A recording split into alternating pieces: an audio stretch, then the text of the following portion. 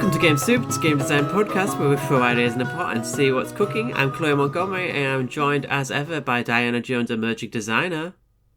Kayla Dice. I feel like I started saying that there with the cadence of me having a longer name that would have allowed me to do, like, poses on each syllable, but it's a three-syllable name, really. We need to give you a middle name that can be like your full name so that fairies can curse you. I mean, in terms of names to curse, I do have a lot, because that's a bit in Transgender Deathmatch Legend, too, via the essays and other content included. I do list all of the, like, public-facing last names I have had, because I include a poster from my stand-up show and talk about my wrestling character. Oh yeah, if you're listening to this and you might suddenly be realizing, like, what the fuck? She's been lying to us? I mean, it is Dice. It is, like, the name you're known by, like, most people, right?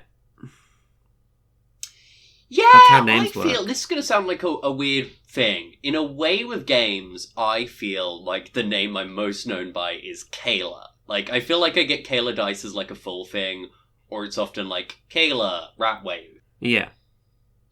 Which, because someone once advised me on a book to... They just gave me some advice about credits that I mainly ignored because I didn't value the advice. That sounds harsh. I thought it was like, I can see why you'd do this. It wasn't applicable to me. But one thing was like, oh, I usually just do list the credits via everyone's last names. And I was like, I'm not going to do that. Like, my full name is the memorable bit. The last name is meaningless. It's like a game by Dice, huh? Yeah. I sure hope it is. They're saying that. Often not. Often the only dice in my games is my own name. Name, inverted commas. How has your week been, Chloe? It's been good. I've had some nice little shifts at work. The doctors told me I have hypermobility. My doctors which told would me explain I don't why I have always sit hypermobility. cross-legged. Well, maybe in a year they'll tell me I don't and I have something worse. But for now, No. I wasn't. I just also coincidentally had a doctor's appointment in our time since recording where I've been told, like a bit beyond, like, affirming other things, it's just like, by the way, I'm pretty sure you don't have hypermobility, just in case you're worried. So, all those times you bent your legs out of shape, it wasn't you showing off. It was just uncomfortable. Well, it's the thing. I'm slightly flexible, but, like, not to the extent of being hypermobile. So I do sit in weird positions. Like, I'm sitting sort of cross-legged, sort of, like, legs curled up, like I'm in a sofa, even though I'm just in a wheelchair right now. But, like, that's not anything medical. That's just me being, like, a sassy and sexy lady. Yeah, gay. I asked my boyfriend, because I was watching Pottery Throwdown, where they were making vegetable lamps. And I was just like, if you were to make a vegetable into a lamp, and you were thinking of me, because someone said they were thinking of their wife and they made a quite ugly cauliflower, which I was like, not quite a compliment. I was like, what vegetable would you do? And he just shot back like, I'd probably make a fruit, because, you know. It's not a vegetable, honey. Yeah. Well, I mean, but it was a gag at, you know, that I walked into. I know, but... I mean, vegetables are a fake category, in a way, anyway. He was arguing, like, mushrooms aren't vegetables, and I'm like, I think it's close enough. Anyway, this is a game design podcast. People have said this in the past. I've got no ideas. Do you have any ideas? I was in a gift shop the other day, and I saw a... Dangerous. Nah. I didn't actually buy anything. But I saw a book that was like the history of the world in like 12 shipwrecks or something. And I was suddenly thinking, like, there are a lot of games where you have like ships and stuff. Often I feel more spaceships than like boat games, but there are plenty of boat games. But I was thinking, like, a shipwreck is a very big thing. But I don't know of any game that like does the shipwreck itself as a thing. Often it's you might get like in adventure games, like there's been a shipwreck, go deal with that. But like the shipwrecking itself. Yeah. So, like, are you working out who the crew is? Like, Are we doing an Yeah. Obra Dinn style thing where you have to like work out the manifest and how everybody died, or is it A what thing? Sorry, did you say? I misheard you there, or I didn't hear Curse you of the properly. Obra Dinn? Oh, what's that? I fully am not familiar with what you've just mentioned. Oh, it was a mystery game from a few years back where you were like a detective trying to work out how everybody on the ship died, and you have like a timepiece that lets you go back to the second of everyone dying. Like each individual crew member dying, so you got like these little vignettes of a monster attacking the ship. Death. And it's like, oh well, this person died from drowning, and this person died from getting hit by a big tentacle, and this person was shot, that sort of thing. But you had to like work out who everybody on the ship was by like their names getting shouted out in like the little audio snippets you get and like from letters and whatever. I don't think it's that. I think the Shipwreck game, you have your little like your roles in the game, or like you've got the captain, you've got the swabby, you've got the first mate and whatever, and it's like you play out the days after the shipwreck. It's sort of like it's like, okay, well, we need to go get like food and shelter and stuff. I think it's, in my head, this is a belonging outside belonging game where you you're setting elements and you've got your different roles and stuff, and it's like, oh well, the captain and the swabby, they're gonna go get some shelter stuff, so then the people who aren't those people will be the things on the island or whatever. Yeah, that makes sense as like a Castaway game. Yeah. I guess it's also a question, like, I feel as though you could probably look at a lot of different, like, stuff that is fiction of that, and it almost becomes a question of, like, depending on how you playlist, where are you between Lord of the Flies versus other things or whatever? Yeah, absolutely. I think, like, is it a in Swiss terms of Family what Robinson, it was. or is it a Lord of the Flies, and you, like, lean into that in, like, the setting question to the generation of the island and stuff, and it's like, ooh, maybe there's, like, a sort of racist tribe on the island, or, like, maybe there's a Yeah. lost, like, bunker or something. It's like, ooh, mystery. By racist tribe, do you mean a tribe of racists? Or, like, are you just like, yeah, if you want to put racism encoded into the game. Yeah, like, there's a racist caricature of, like, tribespeople who have, like, masks and spears and stuff, you know? Like... Yeah, okay. I feel if we were making this game, we shouldn't do that. It's just my pitch. I don't think we should do a caricature of indigenous peoples. Well, if somebody else wants to take it, there you go. But... Yeah. No, but, like, yeah, the aftermath of a shipwreck makes some sense. But I do feel that's more... I almost was interested in a fact of a shipwreck itself. And to some extent, I was wondering at first, like, oh, is this a map-making game? And then, like, a... almost, like, reverse dungeon thing where you're starting out in a lower deck and trying to get to a top deck to some lifeboats. I also then wondered if maybe it's, like, a series of mini-games where, like, it's like, oh, here's the minigame for building the crew, here's a minigame for, like, going over, like, various disputes, here's a minigame for, like, I don't know, something in the aftermath, then here's the crash happening, and here's minigames for everyone dying. Yeah, you have, like, firebrands, like, you build up to the event, and it's like, at the start of everything, it's like 6 hours to shipwreck, or whatever. Yeah, I feel like that's the kind of scene breakaway you've got after character creation. It's like, okay, there's like 6 or however many hours, depending on however many scenes you want, blank to shipwreck, or to point of impact, or whatever. And it's like, what do you do in these last scenes that you know are the last times before the wreck, but the characters don't? And then it's, yes, various scenes playing out the wreck that just determine some, like, final fate. Yeah, I like that, sort of a firebrand sort of thing. Yeah. On some, there's the temptation that it should just be called Shipwreck, but that's definitely No, I think we just go with shipwreck, and then if it is taken, we add a subtitle. fair. I feel like, weirdly enough, though, if you wrote this game, it would then be really fucking easy to reskin, like, 2 or 3 times.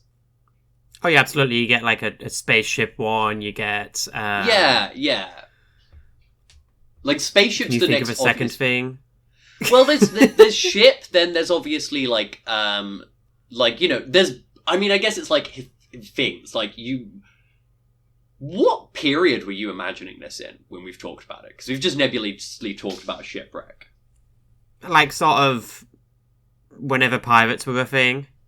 Yeah, okay, so let's imagine the base game is like piracy shipwreck. Yeah. Spaceship is obviously one.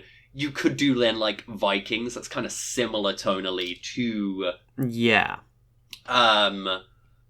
Pirates, but obviously all of the ship and crew concerns are going to be different, which would change a lot of the kind of scenes in all of this stuff. Yeah. You could do fucking rocket ship, not in a spaceship way, but in a like NASA way... sort of thing. Okay, not NASA. I was thinking Fantastic Four. I'm not pitching a version of the game where you do like a rocket explosion. Given that that's happened, it feels... I'm not pitching the Challenger edition of the game. I'm more being like, but we could sell it in museums. Yeah. That's actually the thing. Like, I feel we talked about this a bit in another episode.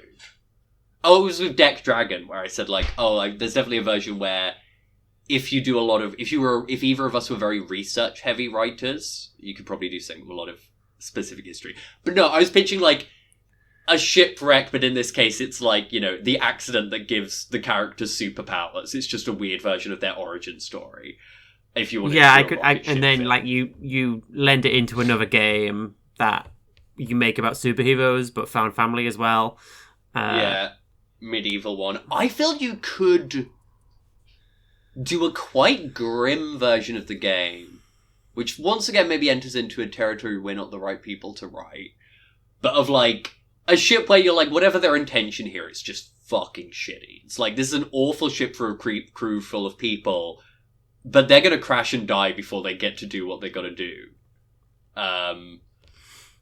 But most of the obvious things in terms of evil things people would do via ship, feel like not the right one for us to make, but there's probably something interesting in there, like making it almost we could maybe get away with like, we're sailing the convicts to the penal colony. Yeah, but then also in that implication, all the convicts die. So there it's not entirely a like, fuck these awful... Oh, but then you could write it into the game where it's like, no, actually, some of the convicts live. Who do they live? Who lives? Do they feel good about being survivors? Do they go on to be good like people in their new lives? Yeah. There, I suppose, you also could do more specific things with sci-fi stuff, obviously. Like, you could do various, like, more detailed setting stuff. It feels like, a game you could write once, and then you could write, like, variations of, like, 2 or 3 times if people enjoyed them. Sell them in bundles and at cons and stuff. Which also feels like a nice thing, because it's like, by, like, if the rules are similar every time, even though there's probably variations for different minigames and stuff, I feel like, a group who had fun with, like, the pirate ship version or the fucking, like, Napoleonic era shipwreck then might know a lot about how the game is played by the time they play this, the fucking sci-fi version. Is that your fire alarm going off? Yeah. No, Mother, it's just the Northern Lights. We'll be right back. No, don't worry, I don't need to go get it. My housemate is in while I'm doing this recording, so I guess they've just burned. Good for them. No, Mother, it's just the Northern Lights. Shipwreck, that's a nice lock on a game. Have you had any ideas? Honestly, most of the time I'm just thinking about how I'm getting nacho cheese on nachos. You wiggle the little hose and it spurts all over it. Do you want me... I have a pitch. I'll go to a random word generator. Instead of us matching 2, I'll get us 3 words, and we need to see what we can do with all 3. Okay. So just opening it up straight away. This may be interesting. I got flight, concede, and flourish. So it's shipwreck game, but you're on a plane crash. And what's concede and flourish? Because my immediate reaction to concede and flourish was like, this is like sports. Like, this is maybe like jousting, but with fucking Pegasus. What was the first one? Flight? Yeah, flight, concede, and flourish. So concede is in like losing, but in a sort of more... It was easy for me to imagine in a more sort of like, yes, you've lost this duel. in our like Flourish was, I guess, giving me a sort of fancy pants energy. So it's like, yeah. I like the idea of like a jousting game where you play as like these this court of knights or whatever. It's like it's medieval Camelotian fantasy, Arthurian fantasy, not Camelotian, and you get what I mean when I say it though. No, yeah. Oh, but I like the idea of now being like, yeah, but it's flights, so yeah, you're on Pegasi. It's a very She-Ra sort of your witch knights or whatever. No, I think you have Pegasi. Pegasi, yeah. And it's like you have the jousts, but you also have like the drama between like the different knights and like pretenders at knightdom and whatever. And it's like, oh well, I'm just the humble farm girl, but I have a Pegasi on in my stables, and I want to be a knight too. Whereas like you have the like, hi, I'm the king's brother-in-law, and I'm cool. I'm a favoured bastard who will never inherit. Yeah. So can only earn glory via. Yeah. This actually ties back into another conversation we had that was once again on Deck Dragon, but a different part of it about like time skips. And I'm like, ooh, yeah, I like the idea that maybe like there's an element of like, there's like a big random table of like events that affect the wider kingdom. But, like, you're only ever playing the fucking, like, Pegasi jousting tournament stuff. So it's, like, you're time skipping between all of them. But you, like, roll a couple of tables, and there's, like, rolls or whatever you need to make for, like, stuff that has happened to your character in the meantime. And then it's once again the same group of people coming back here for this jousting tournament.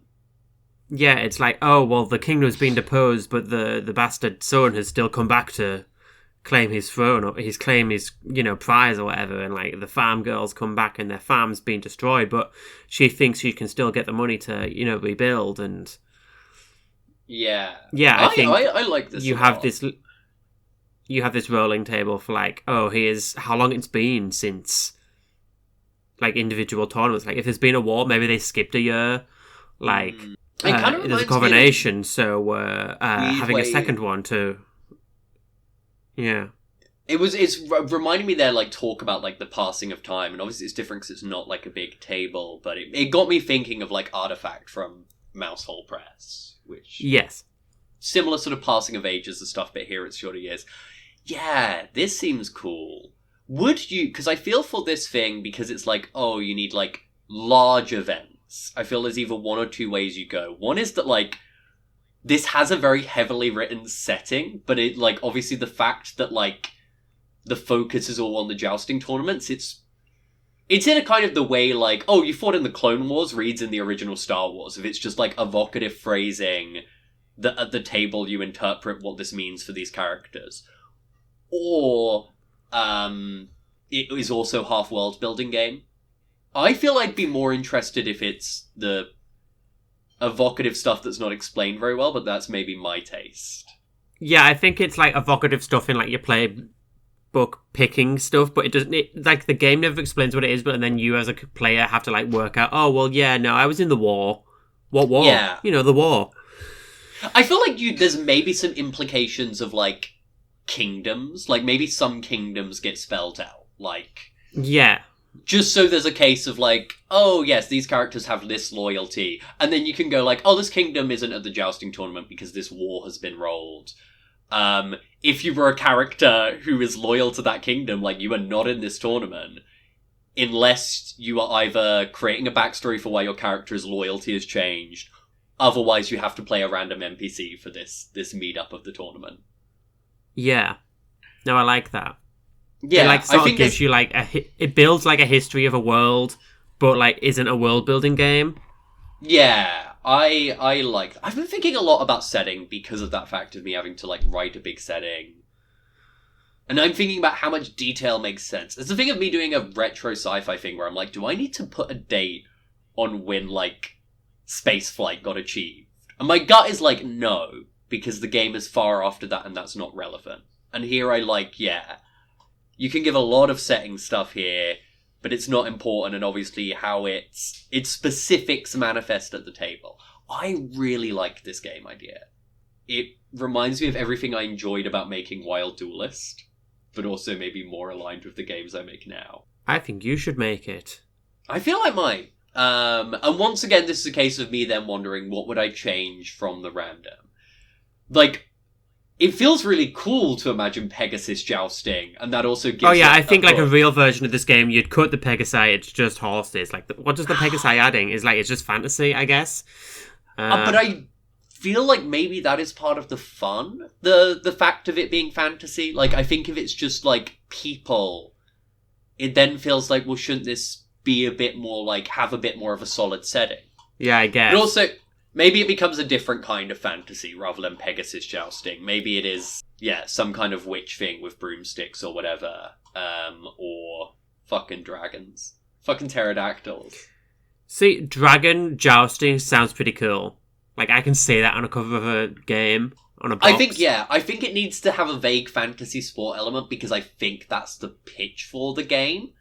The pitch isn't like, oh, time skip sports on a... that's all the stuff that's like the depth of the game. But I think its pitch is like, oh, it's a game for playing a weird fantasy sport, and I think it's way less interesting if you go, it's literal jousting. Yeah.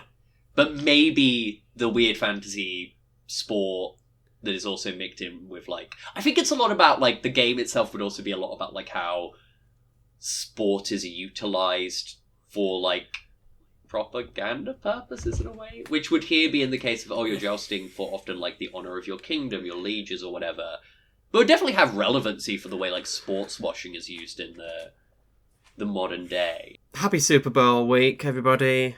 Yeah, thanks for listening to Game Soup. This is the Super Bowl episode. Call this episode the Super Bowl, Chloe. Call it the Super Bowl. Go sports. Go Birds. Love the footy. Fucking love the footy. I'm being sincere. I just sound like